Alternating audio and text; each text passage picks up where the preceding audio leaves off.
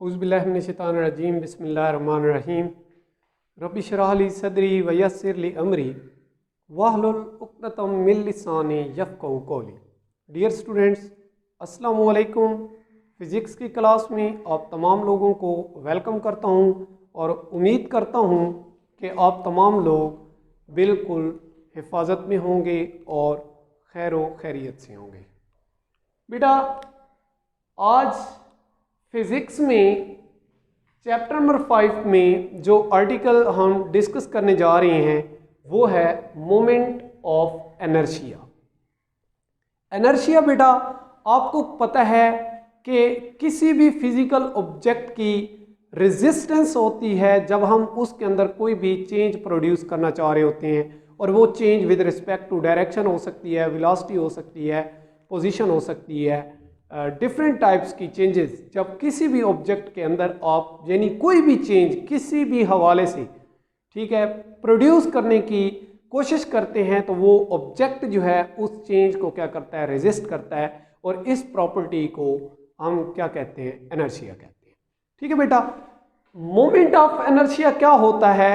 Moment of inertia को different जो है नामों से भी हम जानते हैं। मतलब हम इसको क्या कह सकते हैं कि मैस मोमेंट ऑफ इनर्शिया भी हम कह सकते हैं, और उसके अलावा रोटेशनल एंगुलर मैस या रोटेशनल उसको कह सकते हैं, इनर्शिया भी कह सकते हैं। तो इस हवाले से मतलब इसके ये 2-3 नाम हैं जो यहाँ पे मेरे पास मौजूद हैं। अगर आपको नज़र आ रही है तो मैं दिखा देता हूँ कि ये देखें, द मोमेंट ऑफ इनर्शिया, इसको मैस मोमेंट ऑफ इनर्शिया भी बोलते हैं और एंगुलर मैस और रोटेशनल इनर्शिया भी बोलते हैं। तो बेटा जी, दरअसल मोमेंट ऑफ इनर्शिया किसी भी रोटेशनल एक्सिस के about desired angular acceleration produce करने के लिए जितनी क्वांटिटी हमें टॉर्क की रिक्वायर होती है, यानी कि किसी भी रोटेशनल एक्सिस के अराउंड हमने एक्सेलरेशन यानी एंगुलर एक्सेलरेशन जो कि हमें जितना ज़रूरत है प्रोड्यूस करना है, तो वो कब प्रोड्यूस होता है, उसके लिए मखसूस टॉर्क की जो क्वांटिटी हमें रिक्वायर होती है। इस पूरी डेफिनेशन को हम क्या बोलते हैं, मोमेंट ऑफ इनर्शिया बोलते हैं। तो बेटा जी, आपके सामने जो है एक डायग्राम मैंने बनाई है, और डायग्राम में क्या है कि मैंने एक रॉड यूज किया है और उस रॉड के एक सिरे पे मैस m को मैंने कनेक्ट किया है, और दूसरा जो रॉड का सिरा है उसको एक बैरिंग की मदद से मैंने जोड़ दिया है। यानी कि ये जो रॉड का दूसरा सिरा है ये एक फ्रिक्शनलेस, जिस तरह आपने फ्रिक्शनलेस पुली का कंसेप्ट पढ़ा हुआ है, उसी तरह से रॉड के इस सिरे पे एक बैरिंग है और वो फ्रिक्शनलेस है, यानी कि रॉड जो है उसमें फ्रिक्शन क्रिएट किए बगैर जो है वो फ्रीली मूव कर सकता है। तो बेटा देखें कि अगर लेट्स सपोज ये हमारे पास जो इसकी हॉरिजॉन्टल मतलब मैंने कंडीशन दिखाई हुई है अलोंग एक्स एक्सिस, ये रॉड यहाँ पे मौजूद था, और क्या हुआ कि एक force F acting on that object के एक फोर्स, ये मैंने ब्लैक लाइन से शो करवाई है, शायद आपको नजर आ रही हो। तो ये फोर्स F जो है जो कि परपेंडिकुलर टू रॉड इस मैस पे अप्लाई हो रही है, तो ये क्या करती है, फोर्स इस मैस M के ऑब्जेक्ट को एक्सेलरेट करवाती है। क्या करवाती है? एक्सेलरेट करवाती है। यानी एक force F acting on that object perpendicular to the rod, यानी कि जो रॉड और फोर्स के दरमियान में एंगल है, अगर मैं यहाँ पे थोड़ा सा इसको ये ऐसे करके ठीक है आपको ये दिखा दूं कि लेट अगर आपकी ये फोर्स, तो यहाँ पे ये रॉड समझ लें और ये दरमियान में है 90 का एंगल बन रहा है, तो ये रॉड के जो होती है परपेंडिकुलर अप्लाई हो रही है, और जैसे हम इस मैस M पे ये फोर्स अप्लाई करते हैं तो ये इस मैस M को क्या करवाती है बेटा, एक्सेलरेट करवाती है।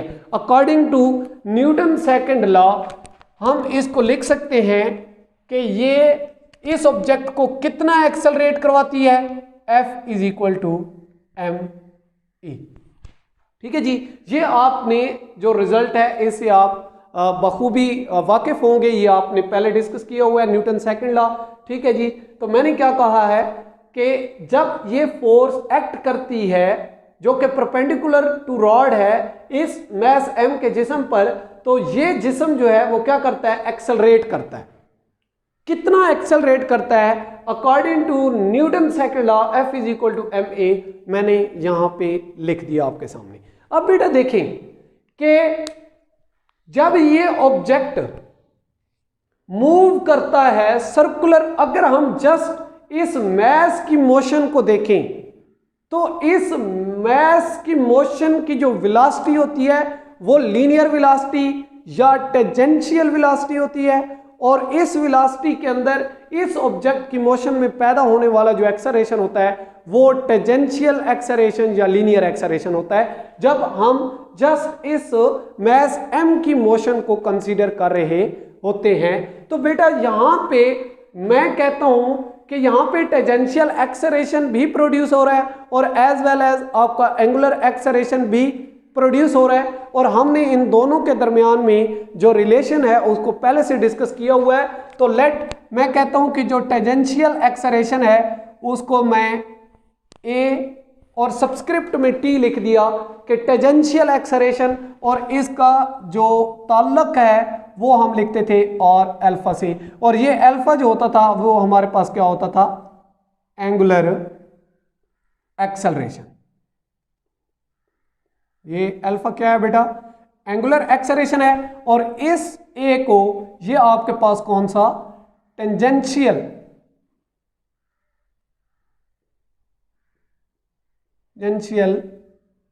एक्सेलरेशन।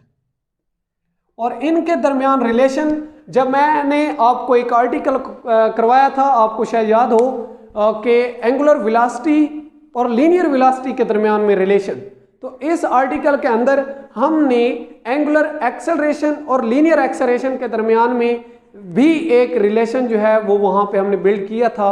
ठीक है, तो मैंने उसकी हेल्प ली है, यहाँ पे वो जो है यहाँ पे मेंशन किया है।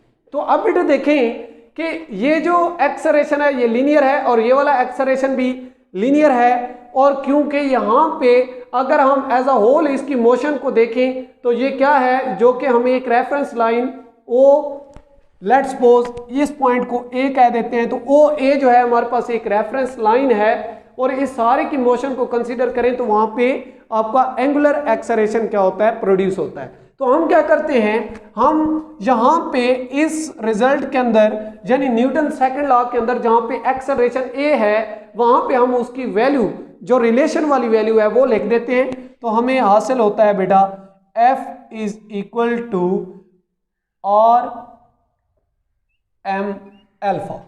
ठीक है, आप इसको ऐसे भी लिख सकते हैं कि F इक्वल टू एम और अल्फा। ठीक है, तो ये रिजल्ट आपके पास आ जाता है जब आप कंसिडर कर रहे हो कि ये जो अप्लाइड फोर्स है वो इस ऑब्जेक्ट को एक्सेलरेट कर रही है और एक्सेलरेट कर रही है और उसके अंदर एंगुलर एक्सेलरेशन को कंसिडर कर रही है, तो फिर आपके पास ये वाला जो है न्यूटन सेकंड लॉ जो है वो कुछ इस तरह से अपनी जो है शक्ल जो है तब्दील कर लेता है, यानी इस फॉर्म में हमने न्यूटन सेकंड लॉ को लिख दिया। अब बेटा देखें कि जब इस ऑब्जेक्ट पे फोर्स अप्लाई करते हैं, आपने स्कूल फिजिक्स के अंदर पढ़ा होगा कि जब कोई भी object under a force F rotate करना स्टार्ट कर देता है, यानी उसके अंदर टर्निंग इफेक्ट पैदा हो जाता है, तो उसको आप क्या बोलते हैं, टॉर्क। यानी ये फोर्स F जब इस ऑब्जेक्ट पे अप्लाई होती है, एक्ट करती है, तो ये जो ऑब्जेक्ट है एक्सेलरेट करता है और ये accelerate in the form of rotation करता है। यानी यहां पे अगर हम अपने इस रिजल्ट को in the form of torque लिखें तो ये बेटर होगा। तो बेटा जी अब इस चीज को टॉर्क की फॉर्म में लिखने के लिए यहां पे टॉर्क का फैक्टर इंट्रोड्यूस करवाने के लिए हम क्या करते हैं, इस फाइनल रिजल्ट को मल्टीप्लाई कर देते हैं, यानी यहां पे मल्टीप्लाइंग टॉर्क और को अप्लाई करते हैं, मल्टीप्लाइंग और ऑन बोथ साइड्स। क्योंकि बेटा देखिए मुझे पता है कि जो R और F इसका हासिल ज़रब है, ये हमें किसकी तरफ लेके जाता है, टॉर्क की तरफ लेके जाता है। यानी अप्लाइड फोर्स को जब हम उस रोटेशनल फॉर्म में मूव करते हुए जिस्म का जो रेडियस होता है उससे मल्टीप्लाई कर देते हैं, जिस तरह मैंने यहाँ पे ब्लैक लाइन से शो करवाया कि इस रेडियस से, यानी ये अप्लाइड फोर्स जब इस रेडियस के साथ मल्टीप्लाई होगी तो वहां पे टॉर्क का जो फैक्टर है वो इंट्रोड्यूस हम करवा सकते हैं। तो multiplying R on both sides, तो जब हम इसको मल्टीप्लाई करवाते हैं, मैं इसको इधर लिख देता हूं, तो ये बेटा बन जाता है R F और इक्वल टू M और अल्फा ऑलरेडी हमारे पास था, और एक R को हमने जो है मल्टीप्लाई करवाया बोथ साइड्स पे, तो ये चीज हमारे पास बन जाती है R F equal to M, ये R और ये R, दो R आपस में मल्टीप्लाई होके R स्क्वायर और ये अल्फा। ठीक है, और बेटा आपको पता है कि R F जो है वो हमारे पास टॉर्क के बराबर होता है, तो हम इसको ये भी लिख सकते हैं कि टॉर्क इक्वल टू क्या हो गया जी, M R स्क्वायर अल्फा। अच्छा जी, अब ये देखें, ये कोई नई चीज नहीं है बल्कि आपका न्यूटन सेकंड लॉ ही है। ठीक है, ये आपके पास न्यूटन सेकंड लॉ की एनालॉगस फॉर्म है। इसका मतलब क्या है कि इसकी थोड़ी सी स्ट्रक्चर जो है उससे डिफरेंट है, लेकिन वर्किंग इनकी सेम है। अगर आप थोड़ा सा फोकस करें तो मैंने क्या किया है, मैंने फोर्स को यहां पे ये आपके लिए कि फोर्स को रिप्लेस करवाया है टॉर्क से, और एक्सेलरेशन को रिप्लेस करवाया है अल्फा से यानी एंगुलर एक्सेलरेशन से, और m को रिप्लेस करवाया है m और स्क्वायर से। ठीक है बेटा, तो कोई नई चीज नहीं है, ये न्यूटन सेकंड लॉ की ही एक फॉर्म है जिसकी शक्ल थोड़ी सी तब्दील है, लेकिन वर्किंग अभी आपको मजीद बताता हूं तो आपको समझ आ जाएगी, ये बिल्कुल वर्किंग सेम है। तो मैंने आपको बता भी दिया कि मैंने इस फोर्स को टॉर्क से रिप्लेस किया। कैसे किया, एक दो स्टेप आपको नजर आ रहे होंगे। फिर m को m r स्क्वायर से रिप्लेस किया। ये जो m r स्क्वायर है दरअसल ये आपके पास m की रिप्लेसमेंट है, और ये जो आपको लीनियर एक्सेलरेशन a नजर आ रहा होगा उसको रिप्लेस किया है अल्फा से। ठीक है, तो ये मैंने रिप्लेसमेंट्स भी लिख दी नीचे ताकि आपको पता चले कि मैंने ये जो रिजल्ट है ये कैसे हासिल किया है। अब बेटा देखें कि आपको नजर आ रहा होगा यहां पे जो एम आर स्क्वायर का फैक्टर है जो, अच्छा एक और बात बेटा कि जो मोमेंट ऑफ इनर्शिया होता है ये एंगुलर मोशन के अंदर भी अगर आपका ऑब्जेक्ट लीनियरली मूव कर रहा है, यानी एंगुलर मोशन के अंदर भी आपके इस मैस की मोशन लीनियर मोशन होती है, तो फिर भी जो मोमेंट ऑफ इनर्शिया होता है इसकी वर्किंग सेम होती है, इसकी वर्किंग पे कोई फर्क नहीं पड़ता। इस वजह से अब यहां पे बेटा देखें जो एम आर स्क्वायर का फैक्टर है, एम आर स्क्वायर, इस चीज को हम बोलते हैं मोमेंट ऑफ इनर्शिया। ये जो फैक्टर आपके पास नजर आ रहा होगा इस पूरे रिजल्ट्स के अंदर एम आर स्क्वायर, इसको हम बोलते हैं मोमेंट ऑफ इनर्शिया, और इनर्शिया को हम आई से रिप्रेजेंट करते हैं। तो यहां पे मैं लिख सकता हूं कि ये आई इक्वल टू क्या हो जाएगा, एम आर स्क्वायर। तो बेटा नजर आ रहा होगा कि जो मोमेंट ऑफ इनर्शिया है ये जस्ट मैस पे नहीं बल्कि रेडियस के स्क्वायर पे भी क्या कर रहा है, डिपेंड कर रहा है। यानी अगर हमसे कोई मोमेंट ऑफ इनर्शिया की डिपेंडेंस पूछ ले तो हम उसको बता सकते हैं कि मोमेंट ऑफ इनर्शिया जो है वो ना सिर्फ मैस पे बल्कि रेडियस और रेडियस के स्क्वायर पे डिपेंड भी करता है। तो ये बेटा छोटी सी जो इसकी मतलब एक रिजल्टेंट कह दें, अभी बात खत्म नहीं हुई लेकिन उम्मीद करता हूं कि आपको समझ आई होगी। ठीक है, अब मैंने इसका एक और केस कंसीडर करना है और वो है रिजिड बॉडीज के लिए। ठीक है जी, रिजिड बॉडीज के लिए उसका यहां पे अगर इसको मैं साफ कर देता हूं, रिजिड बॉडीज के लिए अब बेटा आपको पता है कि जो रिजिड बॉडी होती है उस पे जो पार्टिकल्स या उसका जो मैस होता है उसकी डिस्ट्रीब्यूशन सेम नहीं होती। मैं अभी आपके सामने स्ट्रक्चर ड्रा करूंगा तो आपको इंशाल्लाह उसका कंसेप्ट हासिल होगा। लेट बेटा देखें, मैं आपके सामने एक रिजिड बॉडी जो है वो ड्रा करने की कोशिश करता हूं ये, और लेट मैं इसके इस पॉइंट को ओरिजिन कह देता हूं। और मैंने कहा है कि रिजिड बॉडी जो होती है, ठीक है, वो एन टाइप पार्टिकल से मिलकर बनती है, यानी बहुत ज्यादा उसके अंदर पार्टिकल्स होते हैं, और जो पार्टिकल्स का मैस होता है वो हर जगह पे सेम नहीं होता, क्योंकि हम कहते हैं कि रिजिड हो सकता है कि रिजिड बॉडी के अंदर जो है उसकी जो मैस डिस्ट्रीब्यूशन है वो सेम ना हो। यानी इस पिवट पॉइंट से ये जो पार्टिकल है इसको मैं लेट्स सपोज इसके मैस को m1 और इसके रेडियस को r1 कह देता हूं। लेट एक और पार्टिकल जहां पे इस रिजिड बॉडी का है इसके मैस को m2 और इसके रेडियस को r2 कह देता हूं।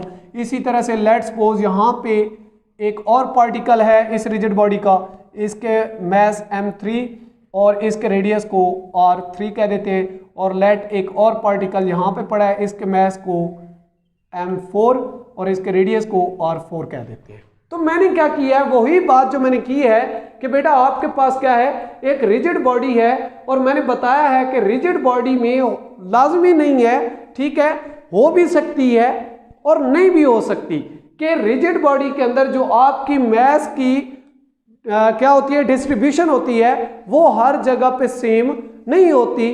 अब जहां पे उसका मैस थोड़ा कम है, फिर किसी और जगह पे उसका मैस, लेट्स सपोज इधर मैस ज्यादा है, ये ज्यादा इसकी वजनी जगह है, ज्यादा भारी है, ये हल्की है, या कहीं से ये पतली हो सकती है, कहीं से ये मोटी हो सकती है, ठीक है। तो इस तरह से जो मैसेज की डिस्ट्रीब्यूशन है वो सेम नहीं है। यहाँ पे in case of rigid body हम ये कंसीडर करने जा रहे हैं कि जो मैं यहाँ पे लिख रहा हूँ रिजिड बॉडी, यानी हमने जो रिजिड बॉडी कंसीडर की है उसके अंदर जो मैस की डिस्ट्रीब्यूशन है वो हर जगह पे सेम नहीं है। अब हर जगह पे मैस की डिस्ट्रीब्यूशन सेम नहीं है तो लाजमी बात है वहां पे प्रोड्यूस, अब मैस की देखें कि टार्क हमारा डिपेंड कर रहा है मैस पे, और अगर मैस की वैल्यू चेंज हो रही है तो लाजिम बात है टार्क चेंज होगा।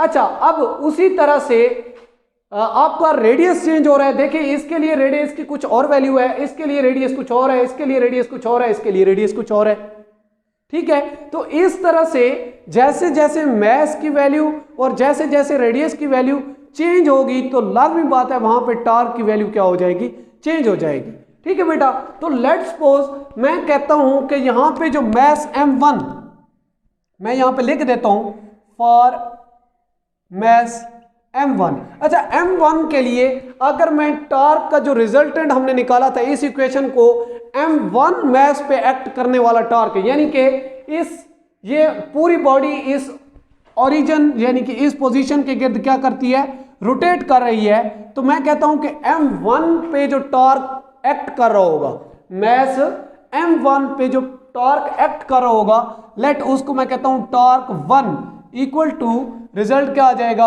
m1 और 1 का स्क्वायर और अल्फा 1, ठीक है बेटा।